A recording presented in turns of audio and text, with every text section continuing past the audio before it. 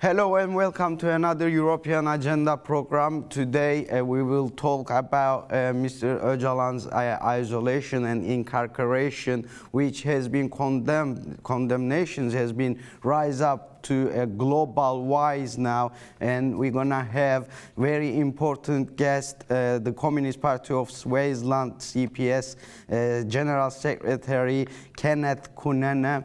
Dear Kenneth, thanks for joining us today. Thank you very much, and good afternoon to your listeners. Thank you. Thanks for accepting that important interview. As you know, the incarceration of Mr. Öcalan still continues, the harsh isolation still continues. But I would like to ask you first, can you tell us about the struggle of the Communist Party of Swaziland, very shortly, very briefly, first of all? The Communist Party of Swaziland is amongst the banned political parties in Swaziland, which was established in 2011 by activists who were involved in the struggle for freedom in Swaziland. Swaziland is under an absolute monarchy where political parties are banned and most activists are forced to exiles and others are in prison and incarcerated. The issue of comrade Abdullah Ocalan is a classical example of repression and atrocities carried out against political activists. We are struggling for freedom against the monarchy to build a democracy where political parties are banned. Our key demands is for the unbanning of political parties, free return of exile, and the release of political prisoners that are incarcerated under the absolute monarchy, the dictatorship of Mswati, which is supported by imperialism. So our course of action is for a smooth transition to democracy, but the conditions are very tough. Conditions are demanding extra effort by the people. So only a free democratic system then will mark our struggle and an end of the repression in Swaziland.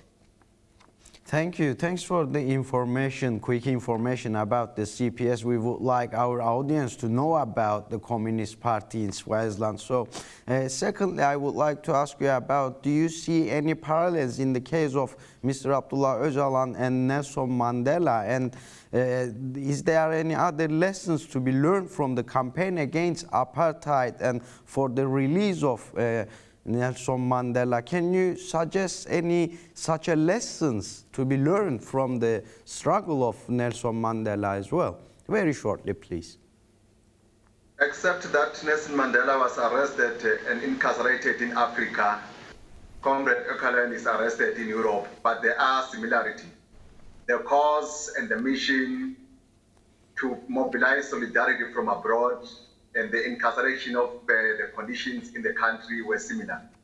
The element of apartheid and silencing of the black people in South Africa is similar to the silence of the voices of the Kurds in Turkey and in other countries around. There are similarities in greater ways. The only elements are only that it was taking place in different parts of the continent, of the world. And then on my own experiences and in the observation of the campaign, the exclusive incarceration, the isolation of the prison and the prisons, and also the continuous repression of the activists outside prisons by the system in Turkey, by the Turkish regime, is equivalent to what apartheid did. And also the mobilization of other forces within the region by the repressive system of apartheid against the struggles of the black people in South Africa is also what is happening around Europe. In particular, how the Kurdish people are being suppressed and the regional forces are being mobilized against the Kurdish people. There are those similarities. But what we can also bring up as lessons that could be learned is that the struggle continues and all fronts of struggles must be applied to end the cause. Doesn't mean that incarceration of one is an end of the cause of action. The struggle must continue. So we are seeing the Kurdish people committed to the struggle to the fullest, and we are encouraged, and we are seeing a lot of lessons that are drawn from them and how the Kurdish people also participate in the diaspora to mobilize international support, and also their conduct and discipline in the world also resemble that there is a future that must be built. But what you can also emphasize is that unless and otherwise there is neutralization of the forces that support the repressive regime, there will be no better way that the struggles can be advanced, because the integration of regional and continental and international forces against any struggle are the same. And also in particular, as long as those regimes consistently become strong allies, economic allies of these forces, there will always be a reason to back up and close any eyes against repression of the people of those countries. So we see that from the South African conditions, there are lessons I think that we must learn, that the campaign must be won over by others. Others must buy into the campaign. The Nelson Mandela campaign was integrated campaign by other progressive organizations, forcing other governments to also make a say and make loud noises about the struggles of the people. So we believe, therefore, that it will also happen. And also, the truth also is that there must be decisive effort and action towards that. There must be an intention to end the repression that must come also from the foreign people. The commitment and determination of the people of the Kurds also inspire most of us to say we must play a role, something must be done to at least expose these atrocities and make the regime of Ocalan, the regime of Erdogan to be exposed in all fronts of the way. There are important lessons I think we are also feeling from them as the people of Swaziland who are struggling for. Thank you. You make a really good point actually about the similarities, but I want you to also comment on very shortly, very briefly about what are the similarities now the Turkish regime in Turkey and in South Africa during the apartheid regime in order to better understand the situation of both Kurdish people and Ocalan as well as the Mandela situation. Very shortly, please. First, I think the divide and rule to pretend as if in some way there are leverages that are being offered, there are some other concessions that are being given to the strugglers. The piecemeal reforms that are being made to also try to divide the solidity of the forces. I think it's happening in both sides. It was happening in South Africa. And also the aspect of using of other formations, other social economic formations that are in existence, such as the integration of religion. At some point, it was also important. Apartheid used to use religion to also suppress and dominate its influence against forces. The other component I think that is also very fundamental is that the use of repression, that as much as there is an silencing of the world forces, but also there is increased repression of the forces, the use of violence, and moreover, the aspect of now denying the prisoners from being seen by families. I think the one with Ocalan has gone beyond what actually happened within the Nelson. But there are things that in the course of the advance of the struggles, there will be those aspects of silencing, making sure that even lawyers cannot see Ocalan, which in the unknown to Nelson Mandela, it also happened. But some important point is that there are now new phenomena in the world that I think the regime in Turkey is using, that now it ignores the human rights matters that are taking place and make sure that the Ocalan is now not even seen by lawyers, the consistent bearing of visitors to him. I think these are part of the most important aspect that we can raise, that really should be inviting the world to respond to these issues, because there is no prisoner without rights. If it is genuine that Ocalan is a prisoner according to the regime, but he must be offered the rights to lawyers, the rights for visit by friends, not only families alone, but with Ocalan, even families are now denied the right to see him. And also now that the using of the changes of the balance of forces in the world, the crisis in the world are now used to suppress the dissent voice and making that the organization and the rights of others are now a cause of destruction of some condition of security in the area of that. Even then in apartheid, the ANC and its subsidiary forces were also declared as terrorists, and the definition of terrorism was also given legitimacy that they must be hunted wherever they are in the world and brutalized in any form of condition that they are. But in this next year, we are seeing these other similarities, a very basic element that would say that the world does not change, even though some conditions might have changed, but the nature of repressive forces, as long as they enjoy the support of the international superpowers, they will continue with impunity to repress and silence the voices of people, but also incarcerate unlawfully leaders of this political activity, of that political struggle, which I think it is in one or another demonstrating that the world order has not changed, something must be done. And I think what is inspired within Ocalan's mission of the liberation struggles of the Kurdish people embraces not the Kurdish people alone, but the entire people of the world, to learn from them how do nation-based states literally have limitations in definition of what is freedom and what is democracy. and constitutionalism that way. Thank you. Thank you. You really clarified that as well. Thank you so much. So another important issue, and our main topic is still about Mr. Ocalan. So as we know, and as everybody knows, that apartheid regime was letting Mandela to see his lawyers, and but very clearly we can see that Mr. Ocalan is under harsh isolation and incarceration, getting deep in last 20 months now. Nothing has been heard from Mr. Ocalan, and all the applications of lawyers to visit İmralı prison island, visiting Mr. Ocalan has been rejected by Turkish regime. So the family hasn't heard from Mr. Ocalan as well last 28 months now. So do you think this is against human rights, and why, basically? Could you please answer that one very shortly? I think what would be very phenomenon is that it is a character of a repressive regime to use such kind of incarceration to defeat even the spirit of the coming generation that have got a very important role for the change in the struggles that are taking place. I think the isolation aspect is just actually a method or a methodology that seeks to defeat the spirit of the people. And in the case of Ocalan, I think we have seen it severely, and it has been escalated, as you have stated, that in the last 28 months or so, we have seen that there's increased the postponement of every condition of the end from banning of families and lawyers within months and months until it has reached this period. It's a very systematic methodology that seeks to defeat the spirit of the people, but unfortunately, it doesn't happen in any cause of struggles. I think the cats are also the same example that is in South Africa the case was. The issue of banning families from visiting, I think this is one of the most defeating aspects of human rights that I think the world must condemn. Even prisoners that are, in essence, not in political life or have committed serious crimes in humanity are not necessarily treated in this way.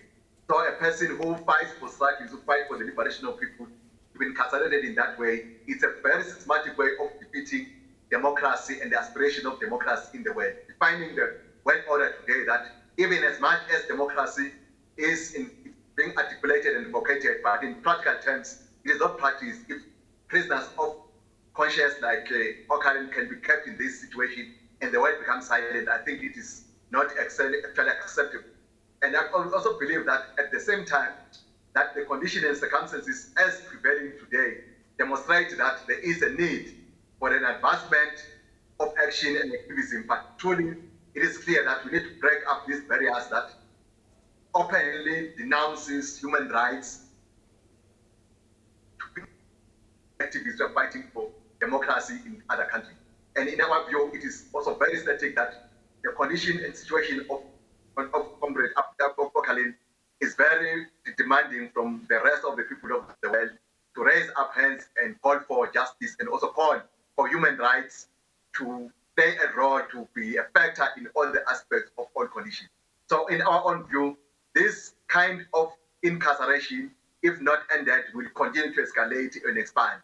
The example being used of Nelson Mandela and the continuous keeping of the South African people out of freedom for a long time through incarceration is also something that we think must be ended, must not continue. As it is used to prolong the stay of conscious prisoners in prison, it needs us to stand up and condemn it with its strongest views and make sure that practical activities are being done, and those regimes that are doing so are exposed in different countries where they have missions and where they operate, because as they are also in the same, to be seen as now very important links and networks that survives other countries to denounce their human rights violation by keeping gifts and presents and also offers to political people in different parts of the countries. Even apartheid used to do that, to run regimes and run other forces. Some of them were democratic in other countries, so that they can be seen as a choice of those countries other than to define human rights issues as fundamental in all definition. So in one way or another, it is a bruise to the whole world democratic process to allow such regimes to keep living and keeping human rights issues curtailed in the method that are done in, and in the main being suppressed, like how Comrade Ocalan has been put into. The other question is, why do you think Kurdish leader Mr. Abdullah Öcalan should be freed? He represented the voice of conscience. He represents the symbolic aspect of the Kurdish people that are denied their right to self-determination. Those struggles, he is a figure of the people of the Kurds, and therefore his freedom will mean partially part of the world oppressed people will be free.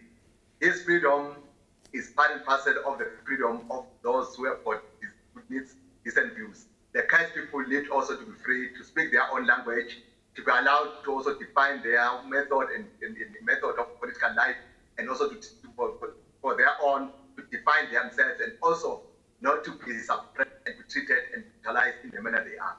By kicking out, it will end most of the violence that are taking place within part of the parcel of the areas of the Middle East.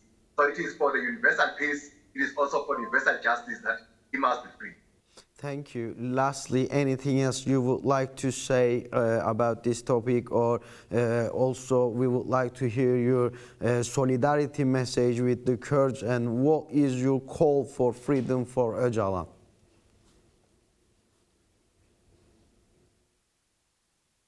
Comrade Ocalan should be freed and should have been freed long ago. The world needs him. His ideas and his comrades are needed by the world to transform. He has made a lot of strong articulations about how and what is the perspective, not only on the Middle East, not only on Europe, and not also on the other parts of the world, but that can be shared to other people in the world. So we are being denied the privileges of those ideas, and as long as it's incarcerated. And our solidarity will never end. We won't increase it, and we are learning a lot from what the Kurds will stand firm against the incarceration and for their own struggle. And we are calling on upon the world, democratic people, to not to ignore the Kurds question and to continue to play, support, and organize and raise the flag of the release of Comrade Ocalan and his comrades. And everywhere in the world, this campaign must define the bars for those who are for democracy. It is unacceptable that he is now within 28, 24 years incarceration and is treated in that situation that the world can be silent. We call upon all the people of the world to stand up and not to ignore these realities. Injustice that are taking place to Ocalan can happen to anyone else in the world, and allowing to continue will mean, therefore, that we are presiding and nurturing a world system order that will ignore human rights. The Communist Party of Swaziland will continue its pledge and support of the Kurds question, and will always be part and parcel of the free Comrade Ocalan's and his comrades' campaign. And this campaign will always define our identity, and will always be with the Kurds people in all the struggles they are in. And we are inspired with their steadfast and commitment to end the atrocities against them. In spite this violence and brutality that is taking place against them, we stand strong, and they still give us hope that Ocalan will be free, but it needs a lot of effort. We must commit ourselves and continue the struggles. Thank you. Thank you. The Communist Party of Swaziland General Secretary, dear Kenneth Kunene, thanks for joining us, and thank you for your valuable comments today. Thank you so much, and thank you for the opportunity to share our sentiments. Thank you. Thank you. We come to another European Agendas program, and we have spoke to the Communist Party of the Swaziland leader, Mr. Kunene. Thanks for joining us. See you on the next program.